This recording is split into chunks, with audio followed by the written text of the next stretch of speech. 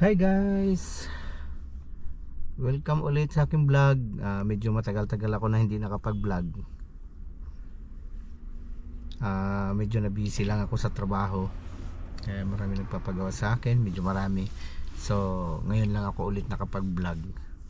So, ngayon guys, sinamihan ko yung anak kong babae na pumunta dito sa may Dunedin Library.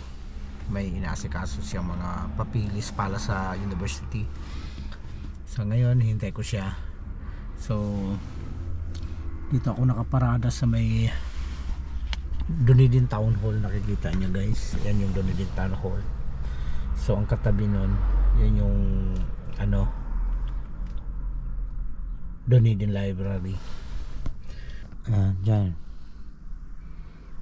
Diyan yung ginaganap pag magiging citizen ka dito sa New Zealand. Diyan ka mag-o-taking. Yan, diyan sa Dunedin Town Hall. So ngayon hinintay ko siya. Tapos idadrop ko siya sa university. Idadrop ko siya pagkatapos nung yung nasikaso niya papili sa diretso kami sa Otago University. So idrop ko siya. So hintayin ko siya siguro. Sabi naman niya medyo madali lang daw, saglit lang daw naman yun. Kaya hinintay ko na. Okay. So ngayon Friday dito guys. So medyo tahimik ang Dunedin. So makita niyo yung lugar. Yan. Yan. Tahimik ngayon dito. Yan. So may church dyan, yung magandang church. Yan. So ngayon habang naghihintay tayo, so maglalakad-lakad muna ako kasi malapit to dito sa may sa may sentro ng Dunedin itong dyan. So iikot tayo. Okay, so baba tayo. So kukuha muna tayo ng paparada muna tayo para sigurado. Kuha tayo ng ticket. Let's go. So okay guys, kumuha tayo ng parking ticket para sigurado. So lakad tayo.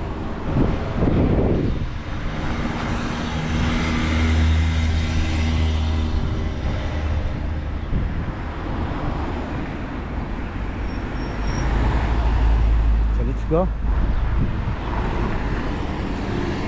So ikot tayo.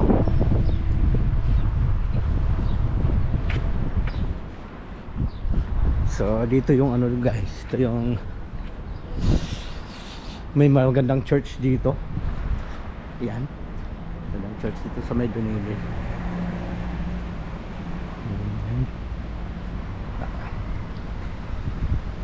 So dito yung pinakasentro ng Dunedin. So dyan yung mag-utiging ka pag naging citizen ka dito. So may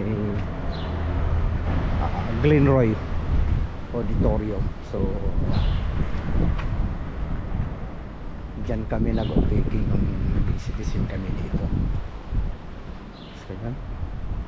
So guys, ganda ng simbahan to puntahan natin, papakita natin sa inyo. So pag New Year dito yung fireworks sa taas nitong na to, building na to. Kasi yung Dunedin City Council kasi yan ang government. Diyan yun sa taas yung nilalagay yung fireworks. Pag New Year diyan magpapaputok diyan sa taas na yan.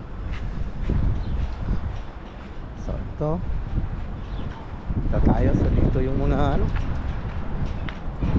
yan, reading cinema kung gusto nyo manood ng movie. Tapos ito yung church.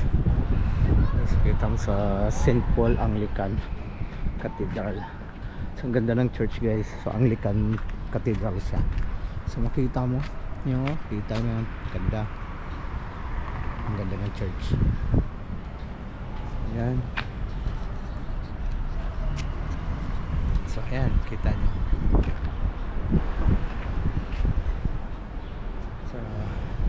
So So ito yung tinatawag dito na octagon cylinder guys dito. Yung ano, may mga bar dyan. So, ito. So yung City Council ng Dunedin. Tayo. So ikot lang tayo habang ano, habang hinihintay ko yung anak ko. Ikot muna tayo dito. So ito yung octagon dito sa may Dunedin. Tayo lakad lang. So, kita nyo guys, ang ganda na ano, ng painting to eh. Galing ng pagkagawa. So, lakad tayo, ikot tayo.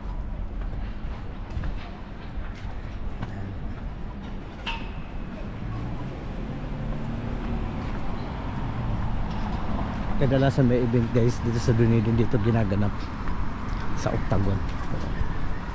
Dito sa Panas.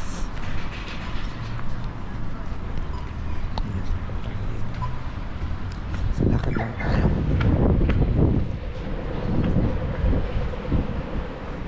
Yan.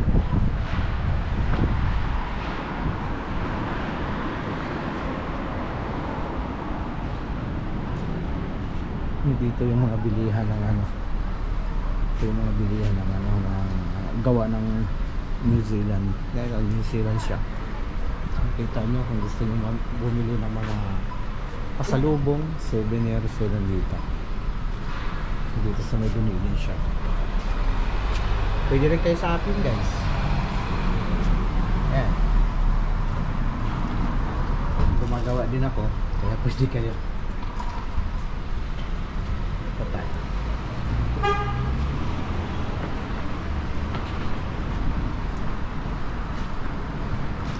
Bakit lang?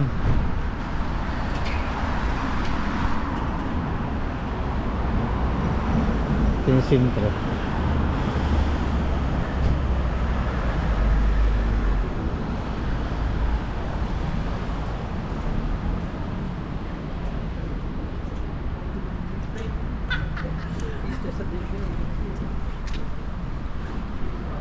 Ito yung mga bilihan, maraming bilihan dito. Ikot lang tayo. Papunta na rin tayo dun sa ano,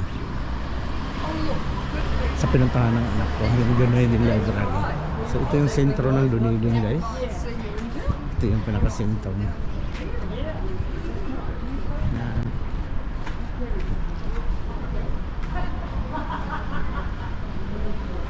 Lakad lang tayo.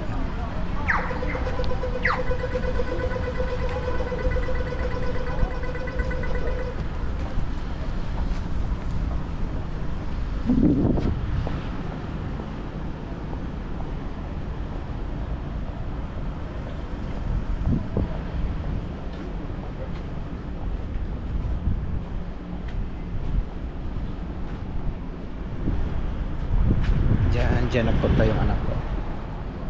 Diyan. Diyan.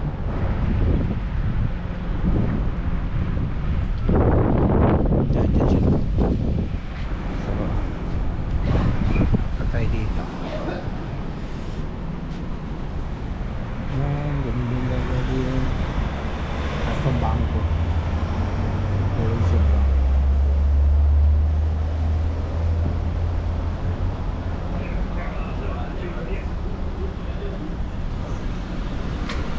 Lakad tayo.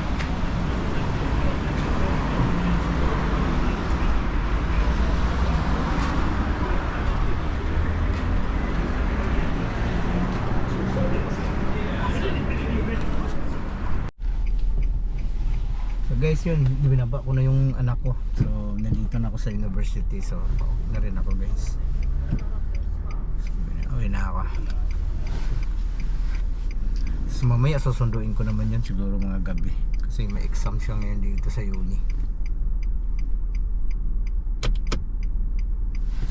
Balik na ako, uwi na ako. Kasi may pinapasensya ko na document pa. So uwi na ako.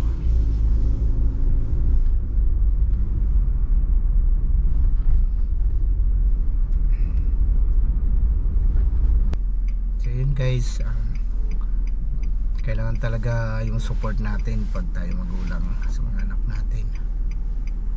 Kailangan talaga para sa ano nila ba, kinabukasan nila, na maging maayos sila. So busy tayo lagi. Natin ko yung anak kong lalaki umaga, tapos pag yung babae ko naman, lalo na pag masama panahon, kasi minsan nagbabas siya puntang university. So pwede naman siya mag-plotting na, kasi may naman ang government dito, may binibigay ang government sa mga estudyante na allowance pag na sila mag-plotting. Kaya yun, pero yung siyempre kami ayaw din namin na hindi namin sila kasama na malalaki na sila.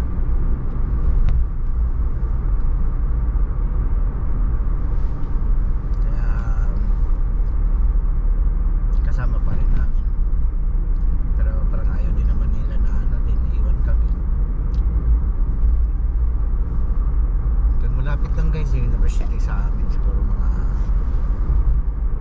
10 to 15 minutes mula sa bahay ng university.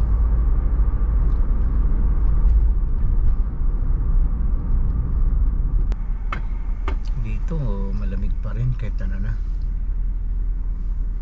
spring na nga ngayon pero ganun pa rin, malamig pa rin dito.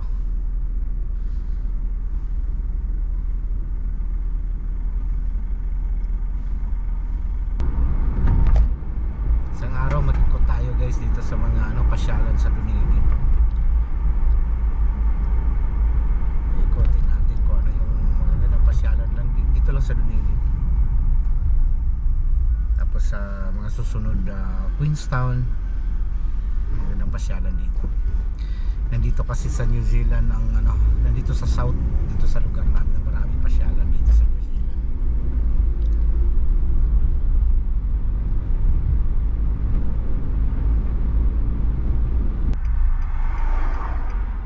Tigil muna tayo.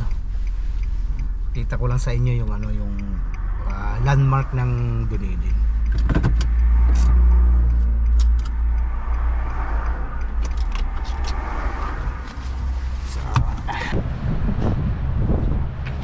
So guys, yan yung landmark dito sa Dunedin guys, yung railway station. So pakita ko lang sa inyo saglit. So ito dati, ito yung kulungan dito sa Dunedin, pero ngayon wala nilipat na. So itong building na to. So ayan dito, so yan yung landmark ng Dunedin guys. Makita mo railway station. Isang araw puntahan natin yan guys para malaman.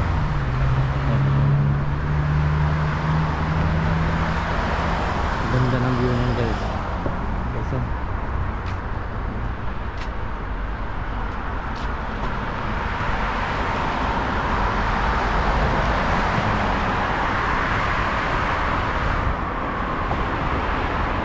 pasalan natin.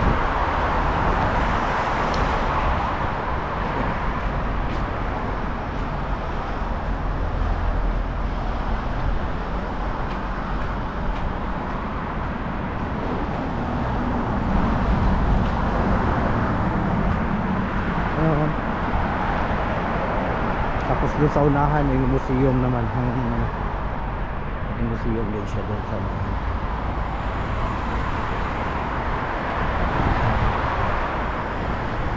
Yan. Yung building na yan, yung kulungan 1896 HM Prison. Tapos ginagawa ngayon, tapos nilipat na yung kulungan. Yan. Okay, bali ng araw din ako hindi nakapag vlog guys, kasi medyo busy talaga, sunod-sunod yung trabaho ko. So sa sunod na lang ulit guys. Salamat sa inyong panunood. Ano lang na vlog.